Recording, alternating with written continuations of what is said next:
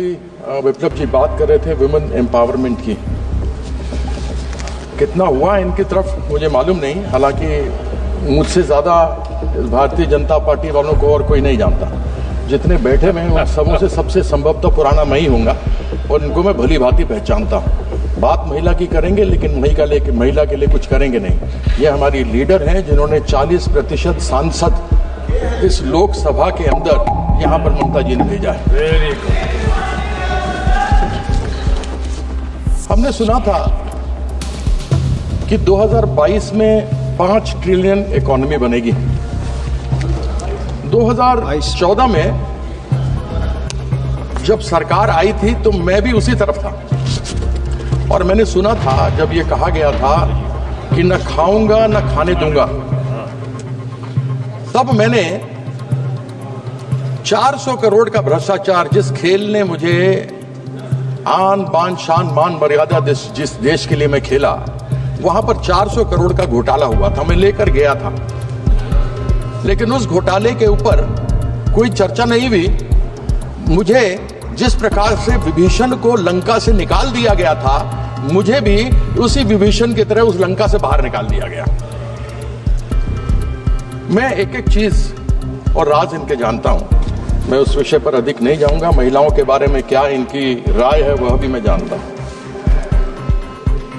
2014 से मुंगेरी लाल के हसीन सपने सामने देखते रहे हैं और उन हसीन सपनों को कब पूरा होता हुआ देखेंगे मालूम नहीं, क्योंकि लक्ष्य ये था कि 2022 में जब अमृत काल होगा, 75 वर्ष हमारे आज़ादी के पूरे होंगे, तो सबके सर पर छत होगा, नल में जल होगा, नल में जल होगा, गैस होगी, बिजली होगी।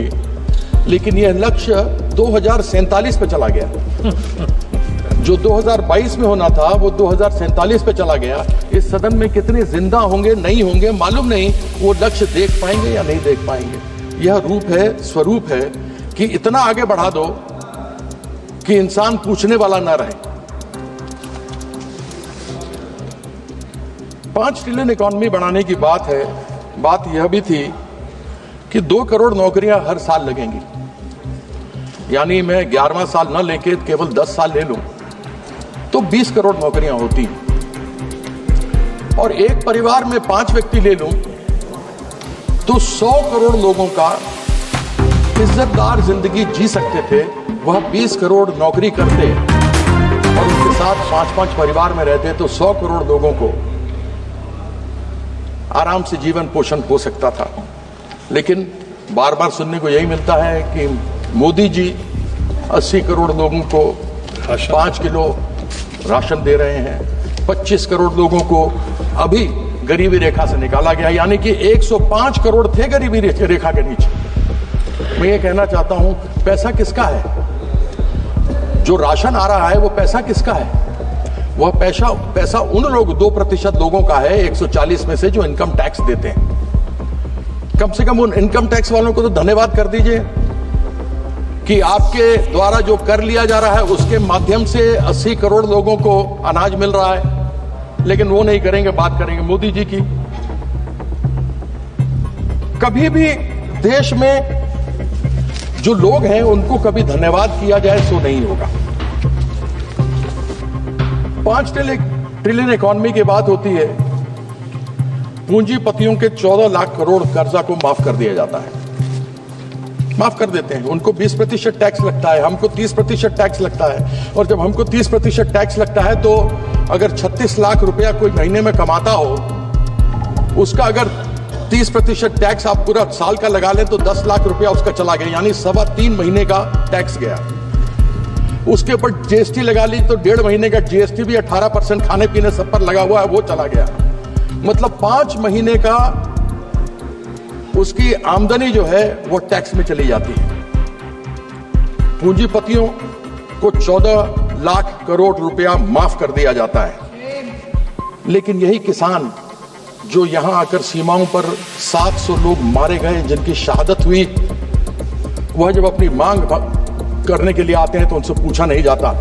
यदि वह लोन पर ट्रैक्टर लेता है और अगर एक EMI नहीं भरता है तो बैंक वाले आकर उसके यहां से उसका ट्रैक्टर छीन कर लेकर चले जाते हैं और वो किसान बेचारा असहाय रह जाता है और अपनी लोन की पूर्ति नहीं कर पाता।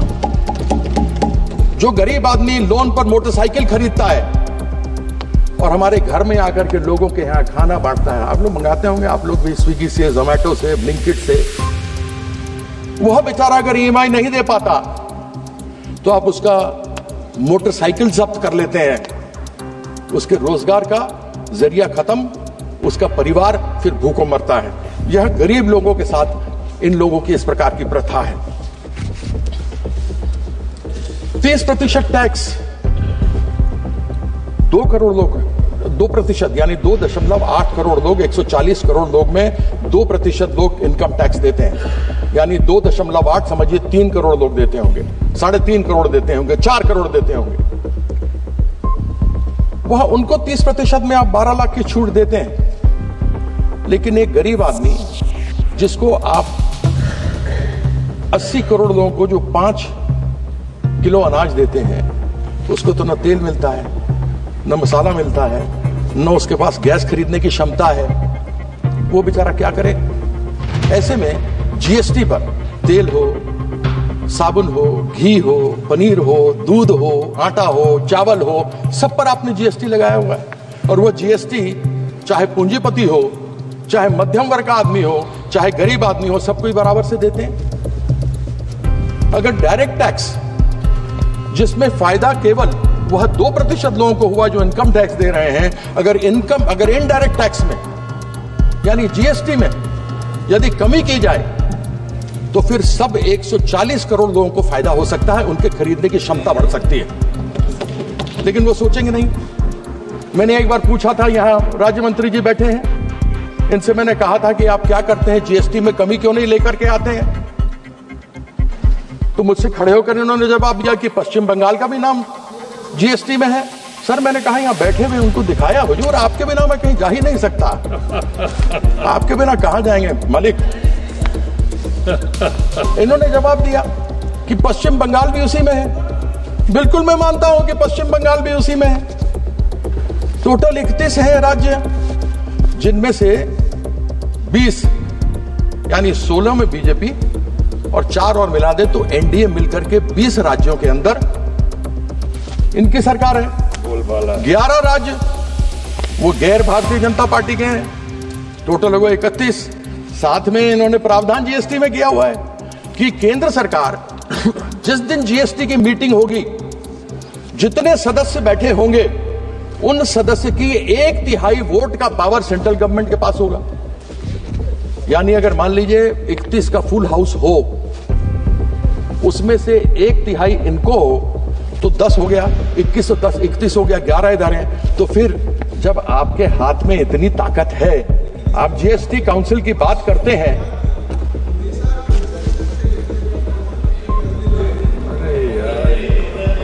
सभापति महोदय यही तो कह रहा हूं, आपने बिल्कुल सही बात कही। आपने कील के माथे पे मारा है डंका, बिल्कुल ठीक कहते हैं, you hit the nail on the head sir. 31 लोग इनके हैं, अगर इनके वोट में 10 मिला लूं तो 21 इनके राज्य, 20 इनके राज्य, 10 उसके ऊपर 31 लोग आए हैं, वो 30, 11 विपक्ष के, तो 30 लोग बैठे हुए हैं। तो फिर तेल, घी, पनीर, दूध, आटा, चावल पर तो ये कम कर सकते हैं क्योंकि इन्हीं की मेजोरिटी है। GST काउंसिल में तो इनको मेजोरिटी बनानी है, किसी और को थोड़ा बनानी है। तो आपने जो कहा मैंने सही कहा ना अध्यक्ष महोदय, सभापति महोदय, है ना? कंसेंसस, कंसेंसस, आपने जो कहा वही फैक्ट मैंने कही आपके सामने।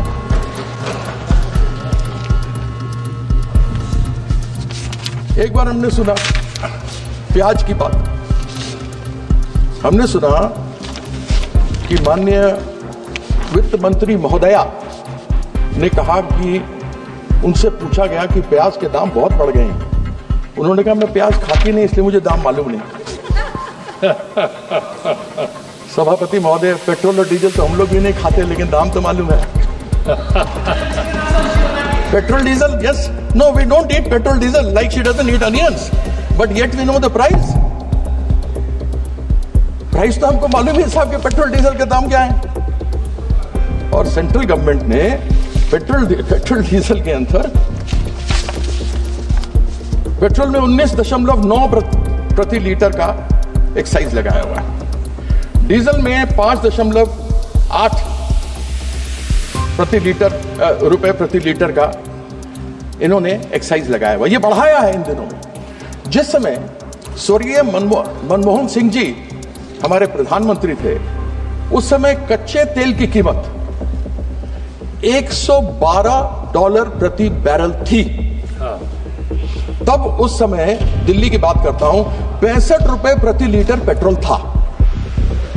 जिस समय माननीय नरेंद्र मोदी जी यहां पर प्रधानमंत्री बनकर के आए, उस समय कच्चे तेल के बैरल की कीमत $60 प्रति बैरल थी। और उस समय तब बात चलती थी और हम भी खड़े होकर के चिल्लाते थे, बहुत हुई महंगाई की मार, पेट्रोल डीजल की मार, अब की बार टन टन टन सरकार। अब वही बोलना पड़ेगा ना, क्योंकि हुआ कुछ नहीं। हम यही बोलते थे। तब था 60 रुपए प्रति डॉलर बैरल। मनमोहन सिंह जी के समय था $112 प्रति बैरल। तब था 65 रुपए। उसके बाद वो 60 से बढ़कर आज हुआ है 225 में 80 रुपए प्रति बैरल। लेकिन पेट्रोल और डीजल सेंचुरी मार रहा है। बेचारा विराट कोहली और रोहित शर्मा मारने में उसको बहुत मुश्किल हो रही है। और 3 साल से सेंचुरी पर बैठे हैं। क्यों नहीं कम करते एक्साइज? कर दे कम, और नहीं तो ले आए जीएसटी में। और फिर इन्हीं की है मेजॉरिटी। 31 राज्य 10% और मिला लीजिए, 31 के 41 में 31 ही है, 31। अच्छा। तो लोगों को बोलना